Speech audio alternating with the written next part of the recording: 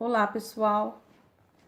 Vim fazer uma pequena exposição a respeito do Evangelho segundo o Espiritismo. O capítulo é o capítulo 12, Amem os seus inimigos. E antes de fazer qualquer comentário, já vou fazer uma breve leitura a respeito do próprio tema, que é um trecho do capítulo 12, item 1. Jesus disse para aqueles que o escutavam: aprenderam o que foi dito, amem o próximo e odeiem os inimigos. Porém, eu digo a vocês, amem os inimigos, façam o bem para aqueles que os odeiam, orem por aqueles que os perseguem e caluniam, para que sejam filhos do meu Pai, que está nos céus, que faz nascer o sol sobre os bons e os maus, e faz chover sobre os justos e os injustos. Pois, se amarem apenas os que amam vocês, que recompensas terão? Os publicanos também não fazem o mesmo? E saudarem apenas os irmãos mais próximos, que estarão fazendo mais do que os outros? Os pagãos também não fazem o mesmo? Porém, digo a vocês que se não aplicarem uma justiça maior e mais perfeita que a dos escribas e fariseus, jamais entrarão no reino dos céus. Também esse é um trecho citado em Mateus 5 a 20, 43 e 47. Também tem trechos em outros locais na Bíblia. E é um tema de muita discussão, né? Porque se antes foi dito aos homens, antes da vinda de Jesus, que as pessoas tinham que odiar os seus inimigos, né? Que era aquela coisa de toma lá, dá cá. Se eu recebo o mal, retribuo com o mal. Na vinda de Jesus, Jesus nos trouxe o quê? Nos trouxe uma outra visão. Nos trouxe o amor, nos trouxe a misericórdia e tantos outros ensinamentos de bondade, dos quais até hoje ainda não sabemos aplicar no nosso dia a dia.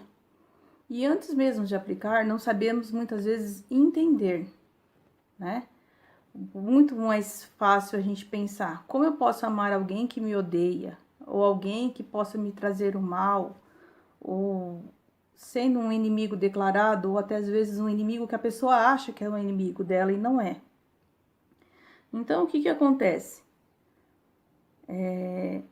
Jesus nos mostra que amar aos nossos próximos, os amigos, familiares, os entes queridos, isso praticamente, vamos falar no popular, não é mais do que a nossa obrigação.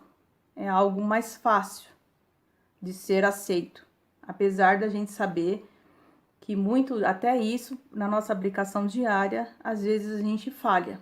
Muitas vezes pelo nosso orgulho, pelo nosso egoísmo. Agora, muito mais difícil explicar que alguém possa ter um entendimento de como eu vou amar alguém que pode me fazer mal, que pode ser o meu inimigo, alguém que não gosta de mim, alguém que me trate mal, ou alguém que pode ser um adversário, seja de trabalho, um concorrente, ou até mesmo hoje, como a gente está vendo, uma discussão política atrás da outra, e pontos de vista, as pessoas já se tornam ríspidas umas com as outras, e declarados inimigos ou não, já tem aquele sentimento de repúdia, quando não tem aquela aproximação com a pessoa. Então, a gente que dentro da doutrina espírita, o que a gente pode falar? Que não só essa mensagem de Jesus nos é válida e é um fato a gente exercitar e a refletir o seguinte: nós estamos num mundo, num planeta, né, de provas e expiações. Aquele que hoje que nos parece um inimigo, a gente não sabe o que ele foi na nossa vida, noutrora, né, no nosso passado. A gente que acredita na reencarnação, principalmente os espíritos, a gente tem esse consolo. A gente sabe que o que acontece hoje é fruto, às vezes, de coisas que nós construímos no nosso passado. E nós pedimos muitas vezes dessas provações, de encontrar pelo caminho pessoas difíceis, pessoas que não vão nos trazer bem, que não vão ser amáveis conosco, às vezes sem nenhuma explicação. Hoje, nessa vida atual, a gente se depara com pessoas muito difíceis na nossa vida. Mas não significa que nós somos inocentes perante eles, né? Significa que algo vem para nos provar, algo vem para a gente se acertar com essas pessoas, ou até mesmo para a gente ser caridosos com ela, né? Então, um outro trecho que Jesus fala: se a caridade tem como princípio o amor ao próximo, amar os inimigos é a mais sublime desse princípio. A virtude de amar os inimigos é uma das maiores vitórias alcançadas sobre o egoísmo e o orgulho. Nós sabemos também que isso não é fácil, né? Nós estamos cheios de falhas, de coisas a aprender, de coisas a superar. Se com as pessoas que são amigos e entes queridos, muitas vezes a gente não enxerga nossos defeitos, quem dirá com pessoas que não são muito afins. Mas eu vou até contar uma historinha aqui que acaba sendo uma reflexão. Vou dar uma lida aqui. Essa história tirei da internet, não sei quem é o autor, mas é chamada História do Eco. Um filho e seu pai estavam caminhando nas montanhas. De repente o filho se machuca e grita: "Ah!" Para sua surpresa, ouve uma voz repetindo em algum lugar da montanha: "Ah!", gritando repetidamente aquilo que ele emitiu. Curioso, o menino grita novamente: "Quem está aí?" e recebe uma resposta: "Quem está aí?" Enjoado com a resposta, o menino grita: "Covarde!" Recebe uma resposta: "Covarde!" O menino olha para seu pai e lhe pergunta: "O que está acontecendo?" O pai do menino sorri e lhe diz: "Filho, preste atenção." Então o pai grita para a montanha: "Te admiro!" E a voz repete: "Te admiro." De novo o homem grita: "És um campeão!" E a voz responde: "És um campeão." O filho estava impressionado, mas não entendia. O pai então lhe explica: "Chamamos isso de eco, mas na realidade é a vida. Ela te devolve tudo o que dizes e fazes. Nossa vida é um reflexo de nossas ações. Se tu desejas mais amor ao mundo, cria mais amor ao teu redor. Se tu desejas felicidade, dá felicidade aos que te rodeiam. Se tu desejas um sorriso na alma, dá um sorriso à alma dos que conheces." Essa relação se aplica a todos os aspectos da vida. A vida te devolverá exatamente aquilo que tu lhe deste. Tua vida não é uma coincidência, é um reflexo de ti mesmo. Alguém disse: se não gostas do que recebes, como retorno, revisa o que estás dando e oferecendo. Então, diante dessa pequena história, a gente tem bastante coisa a refletir. Nesse capítulo ele é cheio de lições, que não cabe aqui um momento a gente elucidar. Mas é o que devemos aprender. Quando a gente se encontra com alguém que não é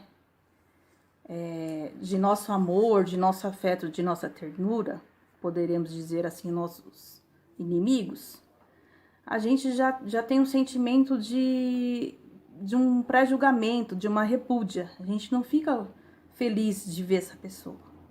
A gente já cria uma esfera, uma atmosfera fluídica não positiva e já às vezes até julga o que essa pessoa, um olhar dessa pessoa, ou falar. E a gente acaba às vezes assim sendo já criando uma barreira perante essa pessoa, não dando oportunidade muitas vezes dessa relação ser feita de outra forma. E Jesus nos ensina, diante do Evangelho, que a gente tem que ser caridoso, misericordioso. E desse ensinamento que ele fala, amai os inimigos, né? Que é a maior caridade, que a gente tem muito que aprender, muito que evoluir, não é simplesmente a pessoa pensar assim: ah, mas como eu posso abraçar, ou agradar, ou confiar em alguém que eu sei que não é meu amigo? não é nesse tom que devemos, nesse sentido que devemos esperar amar os próximos, amar o inimigo, perdão. E sim no sentido de, pelo menos, a gente aprender a não julgar, não desejar o mal, não tentar sentir, quando sentir aquele sentimento de repúdio ou de rancor, se no momento a gente não conseguir falar muito bem com essa pessoa ou tratá-la de melhor forma, nas nossas orações colocá-la, pedir sabedoria. Por quê? Hoje essa pessoa pode estar num mau momento, ou hoje essa pessoa pode estar refletindo algo que nós já fizemos a ela no passado. Ou ela pode ser uma ferramenta que vai nos ajudar, nos lapidar para a nossa melhoria. Então a gente não fala que muitas vezes o cristão tem que entender as provações que Jesus que são impostas na vida e a gente tem que aprender e com esse exercício melhorar, crescer espiritualmente. Mas quando nos é colocada essa prova, muitas vezes a gente não sabe como encarar. Ninguém está pedindo para alguém aceitar ser insultado, ser humilhado. Mas Jesus nos mostra assim, se for para a gente sofrer um ato de escândalo, como assim é chamado, algo causado com escândalo, que não seja causado por nós. Então, se a gente puder retribuir com amor ou com aprendizado, uma fala de gentileza, ou até mesmo se não cabível conversar, que façamos o silêncio. E nas nossas orações aprendemos a pedir por essas pessoas, não desejar-lhes o mal, tá? Então, a mensagem que eu tenho a dizer é que assim, que Jesus mais nos ensinou é o amor. Mas o amor, no que a gente diz respeito àquele que não tem uma particularidade de afeição com a gente, nem essa pessoa conosco, nem a gente com ela, a gente tem que aprender, pelo menos, respeitá-la, tratá-la bem. Se não puder tratá-la bem, não destratar, não se vingar e não refletir o ódio. E como na historinha aqui do eco, a vida nos dá aquilo que a gente oferece. Se no passado a gente não pôde oferecer melhor por essa pessoa, de repente é um reencontro, que possamos dessa vez ser melhores. Tá bom, pessoal? É isso.